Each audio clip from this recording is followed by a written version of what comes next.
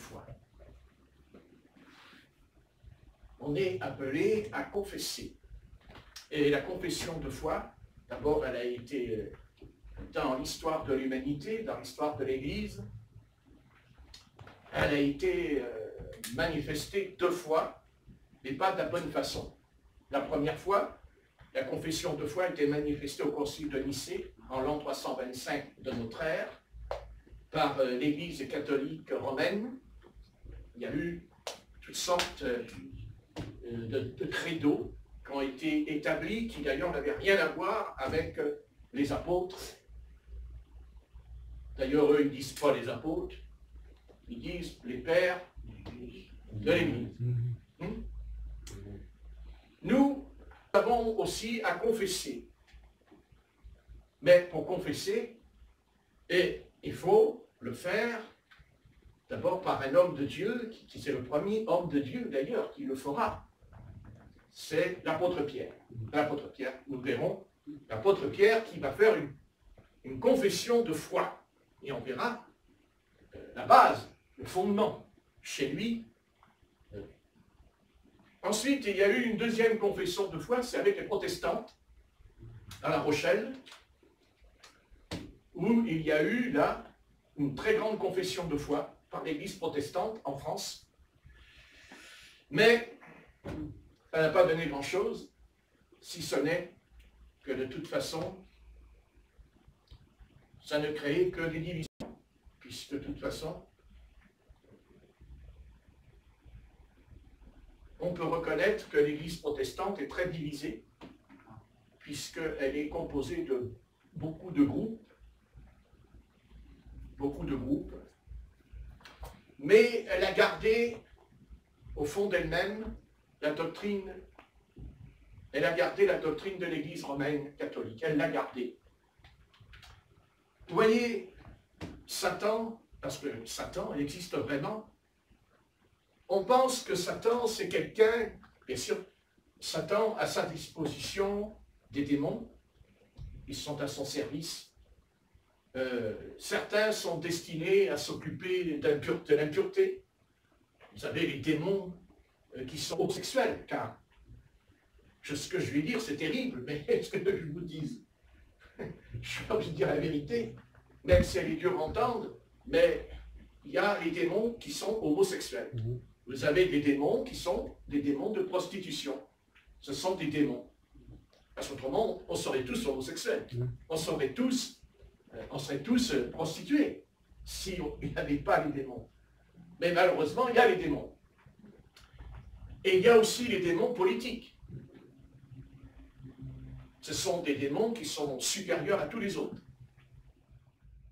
Des grands spirites.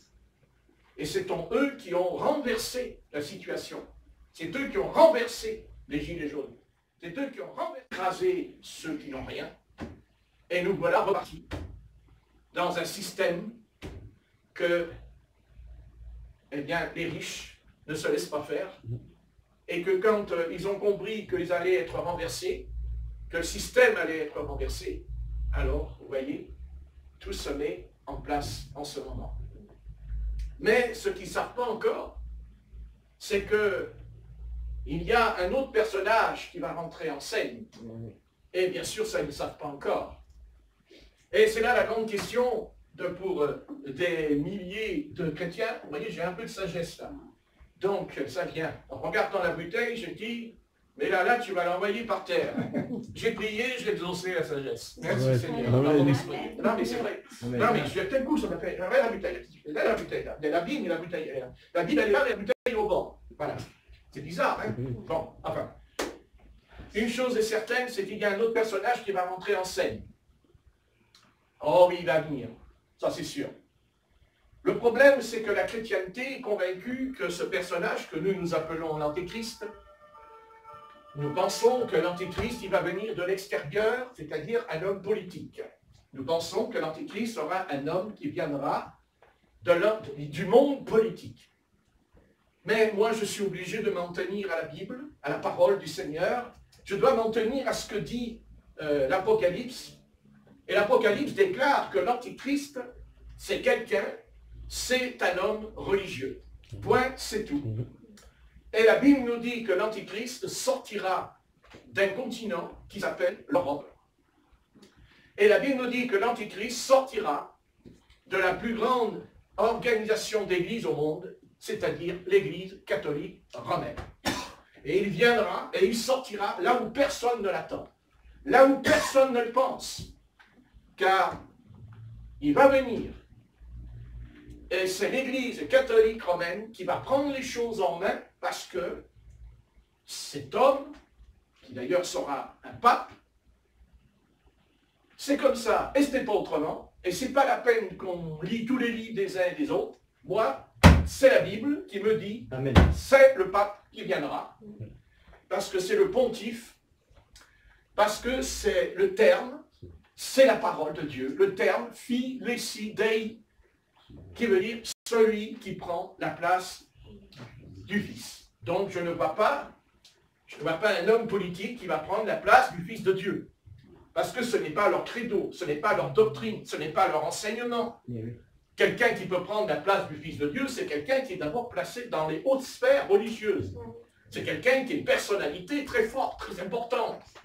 Une personnalité qui est capable aussi de s'occuper de la politique, de faire tout. Et soyons objectifs, et n'essayons pas d'être démagogues, mais objectifs, et que nous voulions ou pas, c'est un pape qui viendra, et qui sera différent, sera à part, parce que Satan entrera en lui. Et Satan va entrer en lui, parce que c'est prophétique, parce que c'est biblique, et que celui qui veut contester la Bible se débrouillera avec le Seigneur là-haut. Mais pour moi, l'Antichrist, il va apparaître et il va balayer d'un coup de main tous les partis politiques. Il va tout balayer et il va amener l'humanité, car c'est son but, amener l'humanité à Satan. Son but, c'est Satan. Ce n'est pas son but, ce ne sera pas de former, le but, ce ne sera même pas de réformer l'Église catholique romaine. Le but que Satan poursuit, c'est que Satan veut que l'humanité l'adore. Point, c'est tout. Et d'ailleurs, ça a été la première attaque que l'adversaire a lancée contre le Seigneur dans sa vie. Souvenez-vous, dans le désert, quand il passe par l'épreuve, cette attaque que Satan a lancée contre lui, il lui a dit, voilà, tous les royaumes m'appartiennent, toutes les nations m'appartiennent, mais je peux te les donner, mais sous condition, c'est que tu m'adores, c'est que tu m'adores. Donc l'enjeu de l'histoire de l'humanité, l'enjeu de l'histoire du monde, l'enjeu de l'univers, c'est une question importante. Qui va monter sur le trône? Qui va régner? Ça, c'est la chose la plus importante. Et même les hommes politiques, on se pose toujours la question, avec toutes les erreurs qu'ils commettent, ils continuent à vouloir régner. Pourquoi? Parce que c'est le pouvoir qui les intéresse.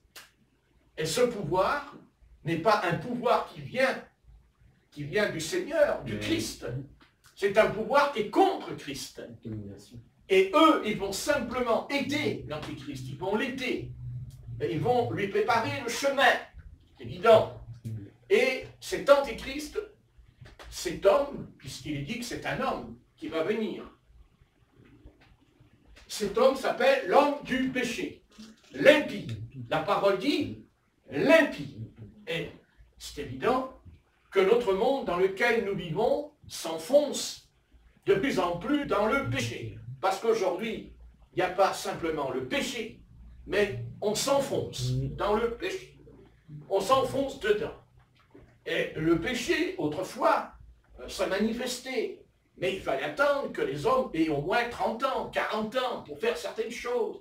Mais aujourd'hui, le péché a atteint nos petits-enfants. Les petits-enfants de 5 ans, de 6 ans. Je n'ai pas dit que c'est eux qui vont dans le péché. Mais on les amène dans le péché. Et quand une gosse a eu des rapports sexuels à 10 ans ou à 12 ans, Vous savez, au bout de 3 à 4 ans, elle a l'habitude. Ça ne lui fait plus rien. Parce que vous savez très bien que le corps s'habitue très vite. Hein, on le sait. Quand il fait froid, au début, c'est dur. Et puis, à la fin de l'hiver, on ne sent plus rien. Et puis après, c'est le contraire. Quand il y a la chaleur qui vient, on est mal foutu, comme maintenant. Mais ça va mieux quand je prêche. Donc, je prêche tous les jours. Donc, Babel. Merci. Donc, vous voyez ce que je veux dire, hein? Donc cet homme va venir. Et je vous préviens, il va venir. Il est là même. Et il va apparaître. Le combat, c'est le trône. Le trône. Pourquoi le trône? Parce que Dieu est assis sur un trône. C'est dans l'Apocalypse. D'ailleurs, il n'y a pas un trône, il y a des trônes. Si je m'en rappelle, il y a des trônes. Donc, le combat, c'est le trône. Qui va monter sur le trône? Qui va commander? Qui va régner? Qui va donner l'ordre? Qui va donner l'ordre? Qui va pousser l'humanité à faire exactement ce que le système veut? Et d'ailleurs, on rejoint un mot, hein, il dit l'ordre nouveau, hein, l'ordre mondial. Nouvel ordre mondial. Voilà, qui consiste à un homme.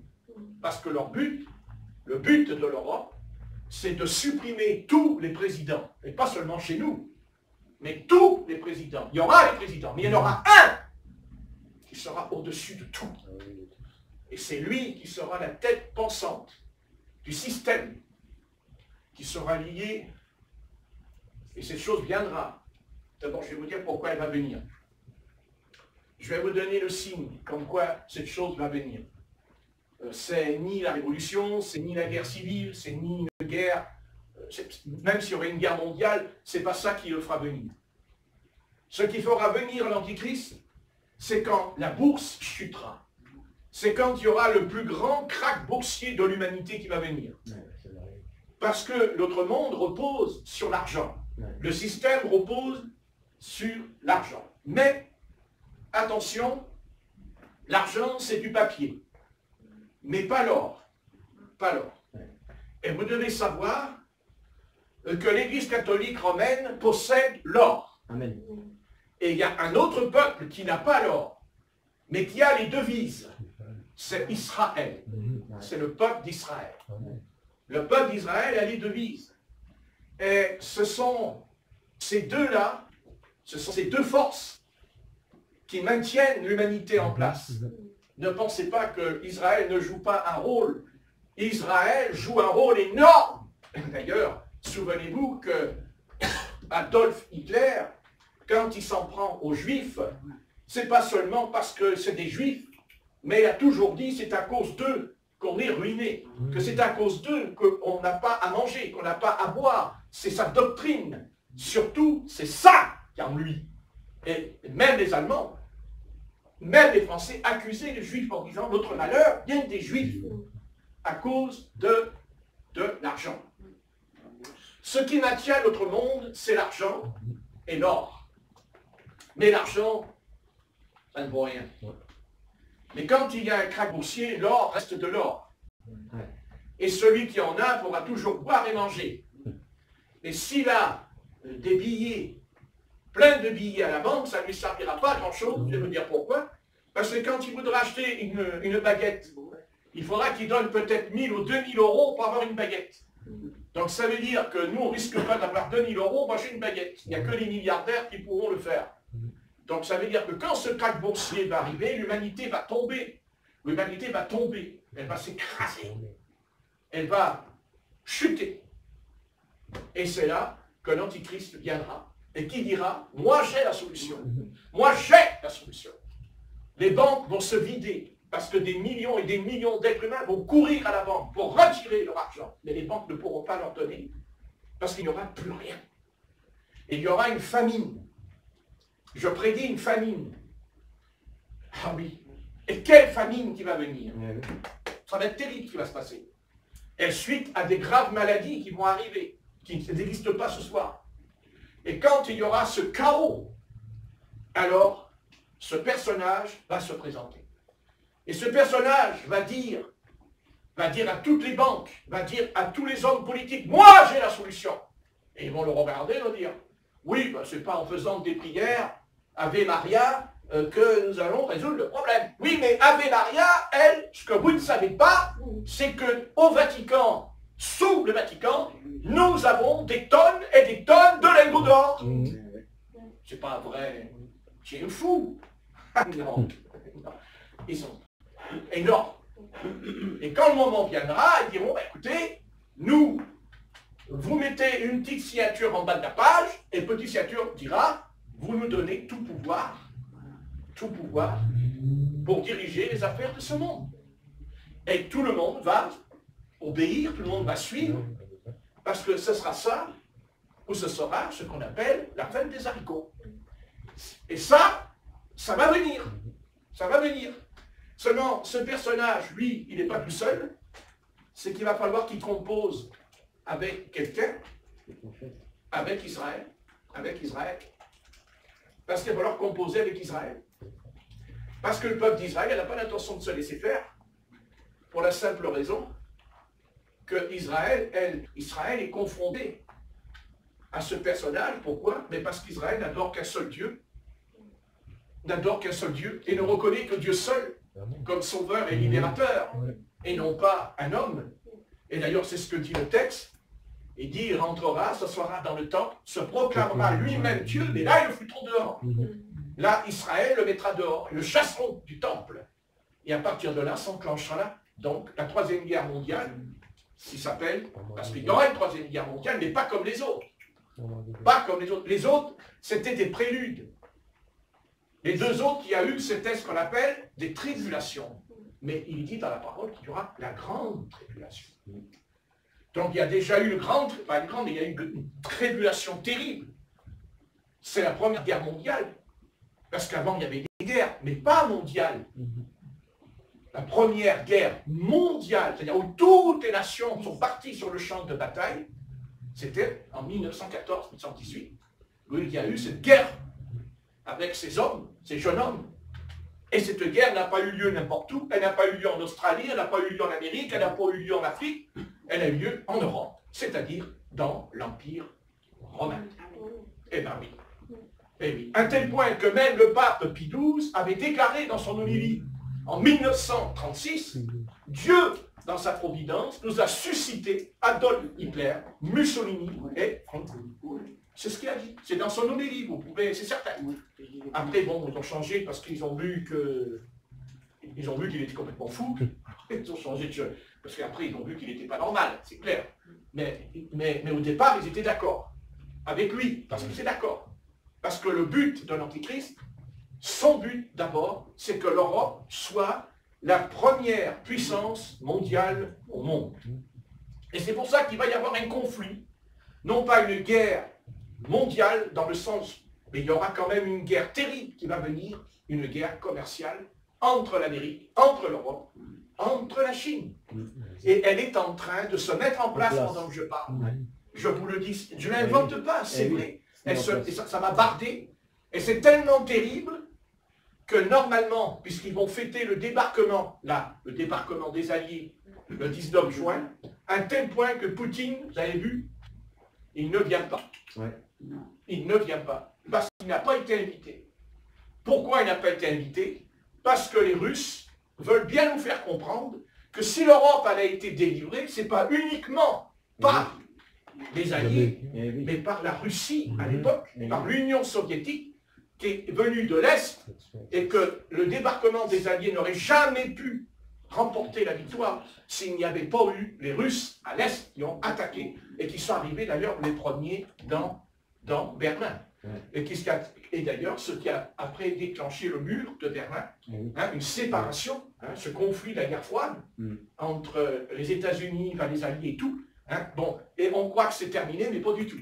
Mais moi, ce qui m'intéresse, parce que leur petite salade, je la connais depuis que je suis sur cette terre en lisant et en écoutant leur bavardage, moi, ce qui m'intéresse, c'est ce que moi, je dois dire au peuple de Dieu, et aussi peut-être, je ne connais pas, bon, je ne sais pas, peut-être, je ne sais pas ce que Dieu doit faire, mais bon, comme il m'a dit tellement de choses parce qu'il est jeune, c'est énorme. Est-ce que Dieu a un plan? Je ne sais pas. Mais en tout cas, l'humanité va connaître va connaître le temps des vaches maigres. Oui. Car il est dit de Joseph que Joseph a été suscité. Amen. Hein, et pourtant, Joseph, il n'était rien. Ah non, rien. Hein, Joseph, lui, il a eu des visions. Il a vu Dieu qui lui a dit, et lui, il a répété à table, en mangeant, il répète à table, mes frères, j'ai vu des gerbes qui tombaient à genoux, et il a fait comprendre que ces gerbes, c'était ses frères, et lui, qu'il était au-dessus. Ils lui ont dit d'ailleurs, t'as plus qu'à nous dire que tu vas régner sur nous. Voilà. Ben oui. Donc il a annoncé, il n'a pas tout compris. Voilà. Donc plus tard, en prison, eh bien, ce pharaon aura un songe, et c'est quand même Joseph qui est le seul capable d'expliquer à Pharaon ce qui va arriver en Égypte. Mais il y a eu donc 7 ans de bénédiction, où les greniers se sont remplis, mais c'est Joseph qui en a été le gardien, c'est Joseph qui en a été le directeur. Et quand Dieu a permis qu'il y ait du blé en Égypte, c'est parce que Dieu savait que la maison de Jacob, qui était dans le pays de Canaan, n'avait plus de blé. Et que s'il n'y avait pas eu Joseph, l'Égypte aurait péri, mais Israël aurait péri ensemble. Ils auraient disparu de la terre. Ils auraient disparu de la terre, bien-aimés. Vous comprenez? Et Dieu connaissait ce qui allait se passer pour Israël, pour son peuple. Mais Dieu avait un homme. Dieu a toujours un homme. Dieu a toujours un homme. Alléluia.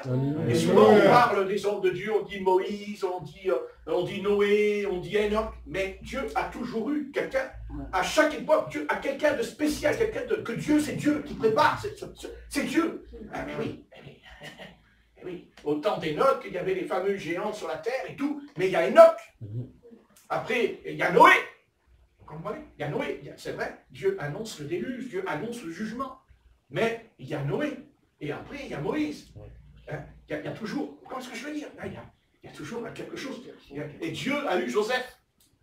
Et il a eu son Joseph. Qui d'ailleurs, ce Joseph, un jour va revenir. Et ce Joseph s'appelle Jésus-Christ. Ben oui. Il va revenir comme Joseph. Et il se révélera comme Joseph à la maison d'Israël. Puisque vous savez que Joseph, quand il a reçu ses frères, il ne s'est pas fait connaître la première fois tout de suite. Il n'a pas dit, c'est moi votre frère, Joseph. Au contraire. Il a dit, avant de me reconnaître, vous allez un petit peu... Non, parce que Joseph, c'est vrai qu'il aura pardonné. Mais quand même, il leur a dit, j'ai quand même pas la mémoire courte, parce que mon séjour dans la citerne, ok, je veux bien le comprendre, parce que j'étais un gamin de 17 ans, mais le coup, il avait 20 ans de prison, ça là, bon, je sais pas s'il y avait des pilules, mais la pilule, je pense pas qu'il l'a avalée quand même, parce qu'il leur a fait baver. Vous n'avez qu'à lire l'histoire, en mettant les trésors dans les sacs et tout, ça a été terrible, hein. Et puis il leur a fait baver, il a dit, écoutez, c'est pas compliqué, voilà, moi je garde ce nid-là, vous le récupérez comme on m'amènerait Benjamin. Autrement, vous ne récupérez rien du tout. Voilà, pauvre Jacob, déjà qu'il avait les cheveux blancs, et il le dit d'ailleurs, je vais descendre dans la tombe avec les cheveux blancs. Hein? Mais le Seigneur avait un plan. Dieu avait un plan. Et ce Joseph, Dieu l'a fait passer par un chemin compliqué. Un chemin où tout pouvait dire jamais, jamais, jamais, jamais. Parce que nous, quand on lit le texte, bien sûr, on comprend puisqu'on lit l'histoire, elle est déjà arrivée. Mais si on ne connaissait pas l'histoire, on dirait, Joseph, hein? C'est fini, hein? Terminé. Il va passer ses jours au Bonac, celui-là. Hein? Ben oui. Mais c'est parce qu'on connaît l'histoire qu'on comprend. Mais si on a... Vous comprenez? Nous, on lit la Bible, mais on a l'histoire qui s'est accomplie quand on lit le sujet. Parce que nous avons d'abord le sujet. Dieu dit à un homme, il t'arrivera ceci, il t'arrivera cela. Bon, lui, il dit, mais quand? Comment? Comme nous, on va être enlevés. Quand? Comment? Mais un jour, quand ils liront la parole, et que quand nous aurons été enlevés, ils diront, mais bien sûr, puisqu'on a été enlevés, ils le sauront en le lisant. Et nous avons la même chose. Nous avons l'histoire de Joseph, mais nous savons ce que Dieu lui a dit, nous savons ce qui lui est arrivé. Et Dieu a fait reculer la gloire et la gloire.